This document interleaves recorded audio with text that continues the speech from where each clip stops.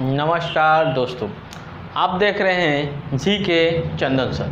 आपका इस चैनल में स्वागत है। यदि आप नए होंगे तो मैं एक बार ज़रूर कहूँगा, इस चैनल को सब्सक्राइब करें और बेल आइकॉन दबाना ना भूलें। दोस्तों, अगर आपको वीडियो अच्छी लगती है इसे लाइक ज़रूर करें और शेयर तो परमानेंट होनी चाहिए दोस्तों। इससे लोगों में पहुँचेगी कि वाकई में हम पढ़ाई किए हैं। देखिए दोस्तों, मैं आपको पिछले वीडियो में मैं आपको बताया था आधुनिक भारतीय इतिहास में मैंने भारत में यूरोपीय कंपनियों का आगमन मैंने बताया था, जिसका एक मैंने शॉर्ट ट्रिक दिया था PDADF। जी हाँ दोस्तों, PDADF।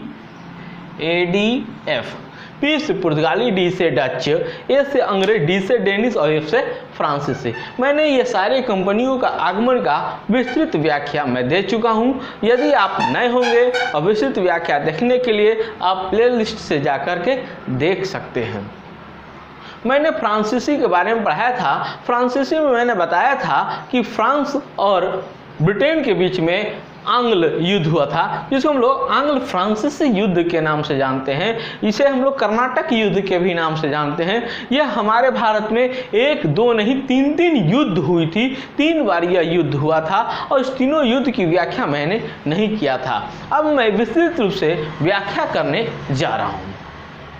आप दोस्तों वीडियो को आगे न बढ़ाएं, आप ध्यान से देखें, जिससे आपको पूरी कहानी समझ में आ जाए और PCS स्तर पर आप क्वेश्चन को सॉल्यूशन करने के लिए लायक बन जाए।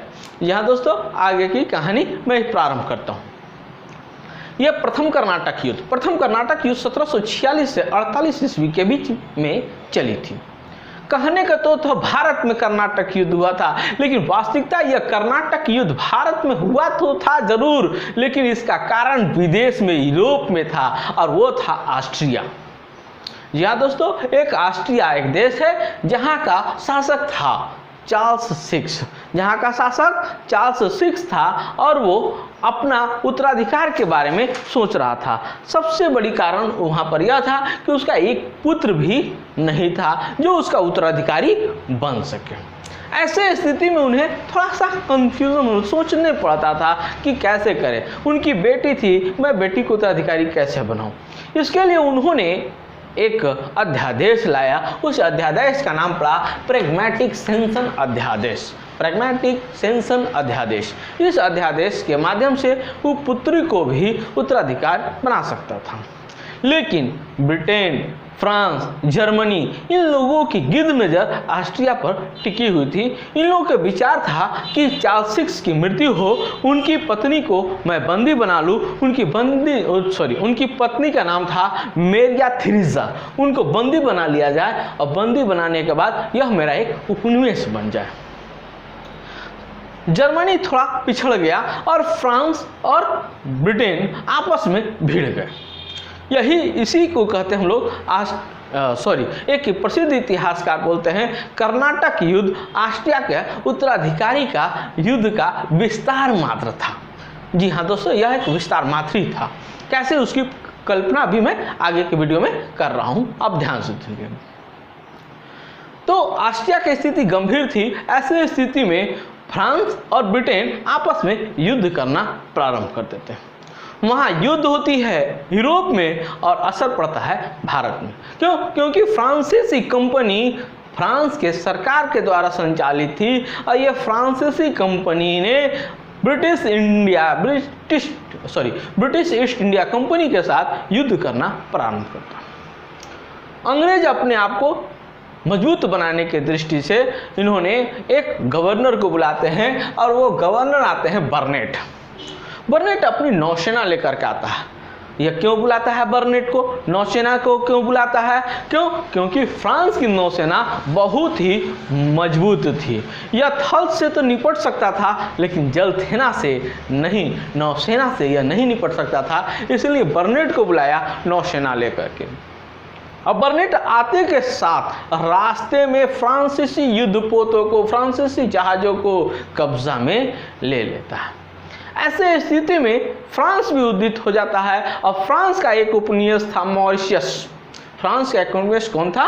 मॉरिशस। मॉरिशस के गवर्नर थे ला बोर्डानो। आप देख सकते हैं बोर्ड पर मैंने लिख चुका हूं ला बोर्डानो। ला बोर्डानो को बुलाते हैं। ला बोर्डानो भी आते हैं अपने साथ 3000 नौसैनिक लेकर के। 3000 सैनिक लेकर के आते हैं और यह भारत में पहुंचने के साथ मद्रास को घेर लेते हैं। क्यों घेरते हैं मद्रास को? क्योंकि ब्रिटेन का ईस्ट इंडिया कंपनी का यह मेन गढ़ था, यहाँ पर कब्जा करके रखे हुए थे और यह मद्रास को जल से और थल से, आप देख सकते हैं जल सेना हमने अभी तुरंत बताया, ये जल सेना और इधर से थल सेना से घेर लिया जाता है। ऐसी स्थिति में दिक्कत होती है और दिक्कत होती है तो वहाँ का गवर्नर ब्रिटेन का जो गवर्नर था, ब्रिटेन के शासक था, उसका नाम था, आप देख सकते हैं, लॉर्ड क्लाइव। लॉर्ड क्लाइव घबरा गया, कुछ समय तक युद्ध किया लेकिन अंततः वह पराजित हो जाता है। अब पराजित होता है 21 सितंबर 1746 को। उन्हें लॉर्ड क्लाइव के साथ और अनेकों अंग्रेजों को कैद कर लिया जाता है, बंदी बना लिया जाता है। ऐसी स्थिति में और भी गंभीर होती है। लेकिन फ्रांसीसी गवर्नर जो मॉरिशस से आए हुए थे ला बोर्डानो यहाँ पर एक गेम खेल लेते हैं और ब्रिटेन के ब्रिटेन ईस्ट इंडिया कंपनी का जो नेतृत्व करता था उनसे वो मिल जाता है और मिलने के बाद 4 लाख पाउंड का घूस ले लेता है। जी हाँ दोस्तों, 4 लाख पाउंड का घूस ले लेता है, यानी कि लॉर्ड क्लाइव 4 लाख पाउंड घूस दे देते हैं, जिसके कारण यह ला बोर्डानो पैसा लेकर वापस चला जाता है। अब फ्रांसीसी गवर्नर डुप्ले परेशान हो जाता है और वो फिर से एक बार युद्ध करता है। युद्ध ऐसी होती है कि दिमाग खराब। अब युद्ध इतना खराब होने लगा जिसके कारण कर्नाटक के नवाब, जी हाँ दोस्तों, कर्नाटक के नवाब मना करता है, ऐ तुम लोग युद्ध मत करो, हमारे इलाका में युद्ध मत करो। युद्ध न करने के लिए बोलता है। कर्नाटक का नवाब अनवरुद्दीन था, उन्होंने मना कर देता है, लेकिन लोग मानते नहीं हैं। अब बल्कि फ्रांस कहता क्या है, फ्रांस का डुप्ले कहता है अनवरुद्दीन को, यानी कि कर्नाटक के शासक को कहता है कि मैं मद्रास आपके लिए जीत रहा हूँ, मद्रास जीत करके मैं आपको दे दूंगा। अब अनवरुद्दीन शांत हो जाता है कि अब मेरे लिए ही युद्ध हो रहा है, ये मेरा साम्राज्य का विस्तार होगा। लेकिन डुप्ले ने गेम खेला यहाँ पर भी। डुप्ले एक बार पुनः मद्रास को अपने अंदर कब्जा कर लिया और ढेर सारी संपत्ति भी अपने अंदर ले लिया। स्थिति गंभीर होती है।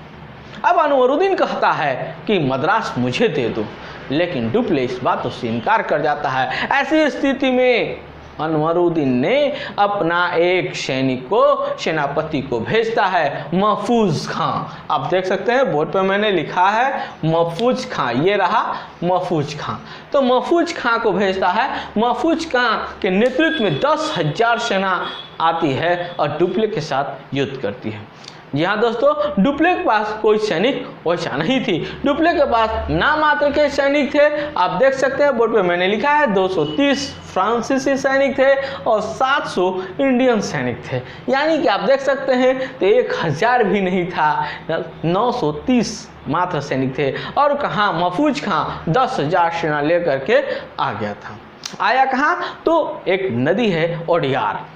यहाँ दोस्तों मैंने लिखा है अडियार नदी, ओडियार भी लोग बोलते हैं। और ओडियार नदी के किनारे सेंट थोमे एक नामक जगह है। उसी जगह पर एक युद्ध होती है जिसको सेंट थोमे युद्ध भी कहते हैं लोग, या अडियार का भी युद्ध कहते हैं।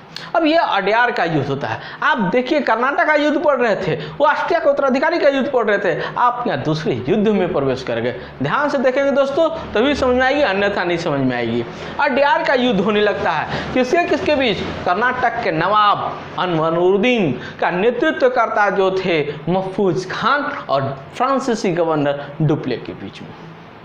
अब डुप्ले के पास मात्र 930 सेना, महफूज खां पास 10,000 सेना। आप जानते होंगे महफूज खां जीतेगा, लेकिन नहीं, महफूज खां हार जाता है। महफूज खां की पराजय हो जाती है, डुप्ले की विजय हो जाती है। इस विजय से महफूज खां की हार से स्थिति गंभीर हो जाती है। अनवरुद्दीन भी पराजित हो जाता है, तब तक विश्व यूरोप में भी ऑस्ट्रिया का उत्तराधिकारी का युद्ध समाप्त हो चुका रहता है और वहाँ पर एक संधि होती है जिसका नाम होता है एक्सला-शापिल की संधि। आप देख सकते हैं मैंने यहाँ पर लिखा है एक्सला-शापिल की संधि होती है। एक्सला-शापिल की संधि होती है जिसके अंतर्गत युद्ध बंद हो जाता है और युद्ध बंद होती है तो यहाँ पर भी फ्रांसीसी कंपनी और British company, British east India company भी आपस में संधि कर लेते हैं और संधि करके युद्ध को समाप्त कर देते हैं। युद्ध तो समाप्त हो जाती है दोस्तों, लेकिन इससे फायदा और इससे नुकसान क्या हुआ उस पर थोड़ा प्रकाश डालते हैं। जब प्रकाश डालते हैं तो पता चलता है संधि के माध्यम से फ्रांसीसी कंपनी और ब्रिटिश कंपनी ने बोला जो जहाँ तक जिसकी सीमा थी, जो जिसके अंदर में राज्य क्षेत्र था, वो आपस में अपने अपने ले लो, कोई एक दूसरे के कब्जा नहीं करेगा। अर्थात जो मद्रास डुप्ली जीत लिया था, फ्रांसीसी जीत लिया था, उन्होंने फ्रांसीसियों ने पुनः ईस्ट इंडिया कंपनी को मद्रास दे दिया। मद्रास मिल गया तो फ्रांसीसी को क्या मिला? तो फ्रांसीसी को भी मिला, फ्रांसीसी को मिला। देखिए आप लोग, मैं बता रहा हूँ उत्तरी अमेरिका में भी उपनिवेश था फ्रांसीसी का। वहाँ एक लूबर नामक क्षेत्र था, लूबर यानी कि लुइबर्ग भी बोलते हैं। उस नामक क्षेत्र पर ईस्ट इंडिया कंपनी कब्जा कर चुका था, तो ईस्ट इंडिया कंपनी ने उस लूबर को फ्रांसीसियों को सौंप दिया। कह सकते हैं यह युद्ध तो था ही, न नुकसान न फायदा, कहीं कोई कुछ नहीं होता है, लेकिन इसमें बहुत बड़ी नुकसान भारत की होती है। भारत की कैसे होती है उसकी व्याख्या समझिए। कारण क्योंकि भारत में 10,000 कहाँ सेना अनवरुद्दीन का था, कर्नाटक का नवाब का था।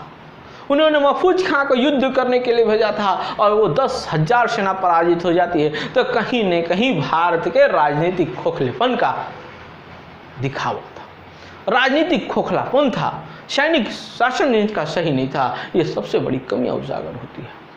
भारत में स्थिति गंभीर होती है और फ्रांस और ब्रिटेन आपस में बढ़ना प्रारंभ करते हैं। अंततः तभी तो मेरा भारत गुलामी का रूप जीता।